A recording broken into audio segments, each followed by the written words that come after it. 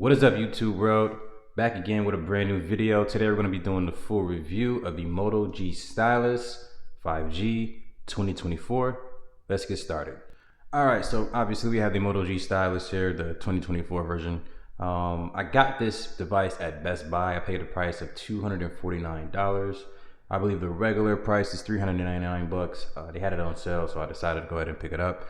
Prior to getting this phone, I had the A35 Samsung. It's the Galaxy A35 5G.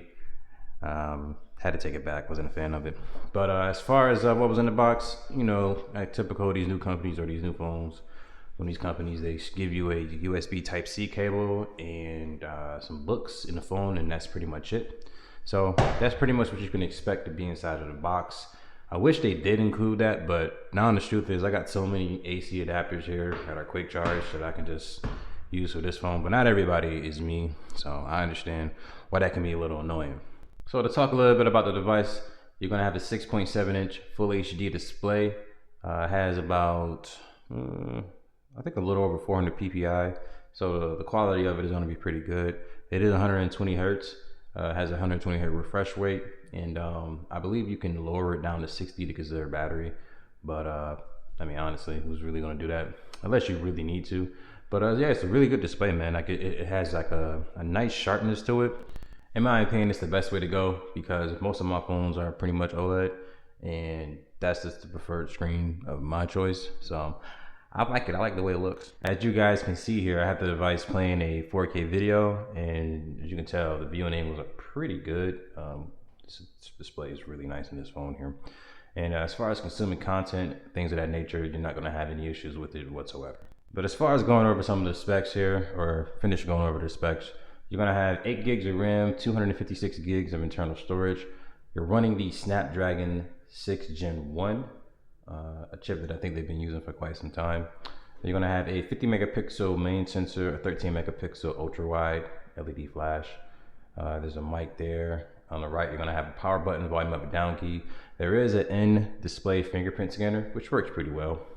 You have Type-C on the bottom here for your charging, headphone jack. You got a speaker grill for your speaker. And then of course you have your stylus pen. And on the left side, you got your SIM tray slot and your micro SD card expansion slot. Now, other than that, you're gonna have a 5,000 milliamp hour battery. And the battery life is actually pretty good on here. Considering that it's a gigantic display and I'm always running 120, I think it's pretty good. But overall performance, we can check out Geekbench. Now, when it comes to stuff like this, it doesn't necessarily matter, but if you are a person that wants to see the numbers, here's what I got here.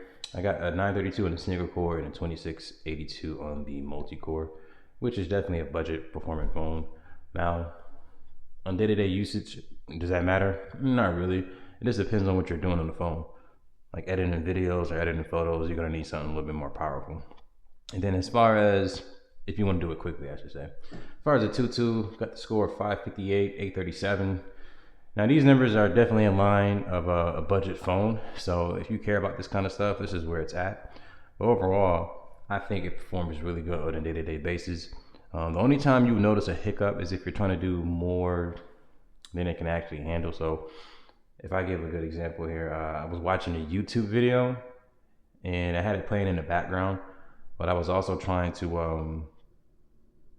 I think I was trying to edit a picture, and you visibly saw you visibly saw the phone slowing down and stuttering a little bit. So when it comes to stuff like that, you would notice it, but overall, you're gonna have a good user experience. And as I was saying earlier, there was a speaker grill. The device does have another speaker on top. It is a dual speaker. So I'm gonna go ahead and play some audio to let you guys hear the quality of it.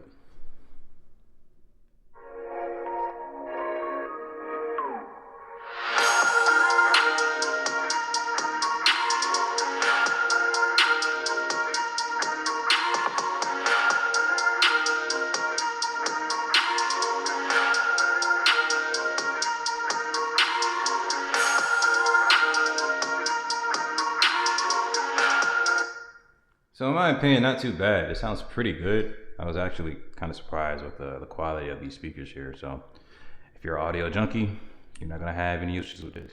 Now, out of the box, the device does come with Android 14, and this is something that's like a love-hate thing with Motorola because it's been like this in the past.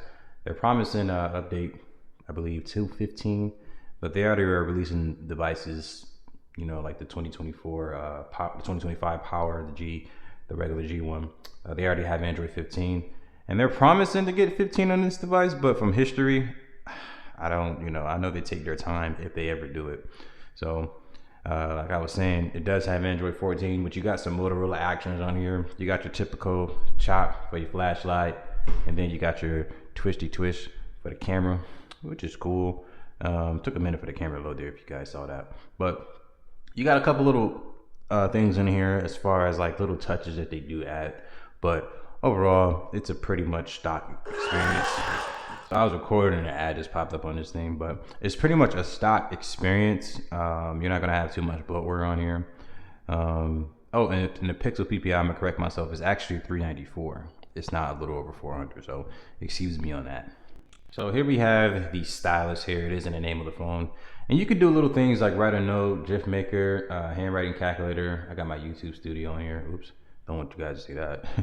And then we got the YouTube app and then the freeform crop. You can do like a couple things with the stylus here. It's nothing too extravagant. You can use it to just, scroll around on the screen and whatnot. It's actually kind of cool to use, but I'm gonna be honest with you. It's nice, but it's nothing that I use on a day-to-day basis. I might take it out to play around if I'm bored, but it doesn't have too much usability like you would see on like an S Pen from Samsung. So there's that.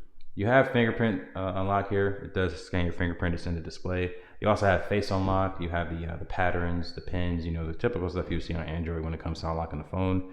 So that's actually a pretty nice feature. As far as the cameras, let's talk about that. Now, as I said earlier, you got a 50 megapixel main sensor, and it does have OIS. And you also have a 13 megapixel wide angle lens. Now, don't get me wrong, the cameras does a pretty good job. Earlier I was outside with my dog and I did a little 4K video. So let me show you guys what that looks like.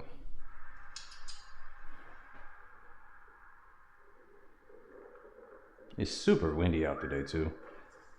After having like a lot of rain, it was finally sunny. So I was out there chilling with him. My dog name is Max, by the way. It does have a night mode on here. And it does a pretty good job, but check that out. Look what it did there. I'm not a photography expert, so don't get me wrong, but I don't know. It doesn't look like too good of a photo. Look how green it made those leaves there. It's just, yeah, But then again, we're not looking at it for having the best, the best camera. Took some pictures of my food there. I was at work that day. That was a Slashy sandwich. Took a picture of some seasoning. And then we had some picture of some food there. Made that for dinner. Phone did a pretty good job there. And then as far as the selfie cam, you can record 4K video as well from the front. So you can just literally just switch it over and hit 4K and boom, you got 4K video now. So overall, the cameras perform pretty well on this device. Just don't expect like an amazing level of like quality. It does get the job done. Like you're going to be able to use the video, you're going to be able to post it on social media. It's just the fact of like expected it to be a little bit higher than that. I'll say just make sure your expectations are in line with the price. And I'm not a photographer. I just know what I see when I take pictures with my Pixel 9, my Pixel 9 Pro, or my OnePlus. I just know what I see, and it's not on that level. Now, you do have a 30-watt wired charging, and you also have 15-watt wireless charging. The device charges relatively quickly, and unfortunately, unless you have one of those AC adapters, you're not going to experience those speeds. But overall, it does charge pretty quickly, and the fact that it has wireless charging at this price range, I always think is a good thing. And speaking of battery, the battery life on this thing is actually pretty good. Now, I got some instances of where I had 7 hours of screen on time, but I also had 6 hours and 18 minutes with 35% battery left. Now that's impressive. And that's, I think, day 2 of the phone. I was gonna do a battery test video. If you guys wanna see that, leave it in the comments. If a couple people wanna see it, I'll go ahead and do it. But typically you get easily a day of use out of this phone, depending on how you use it. So this usage is based on 120 hertz all day, max brightness all day. I don't play. I use the phone to its maximum. I don't do the, like, if I'm conserving batteries because I have to. Like the other day we had an issue at work, and I didn't charge my phone overnight, and I was at 50%. And the power was out at work, so we had to wait till it get restored, basically. And I had 50%. So in that case, yeah, I'm gonna turn the brightness down, you know. But if I got a charger near me, which I always carry my charger on me, yeah, I'm maxing it out, man. I'm using it to its maximum capabilities. That's just how I am. I'm a power user.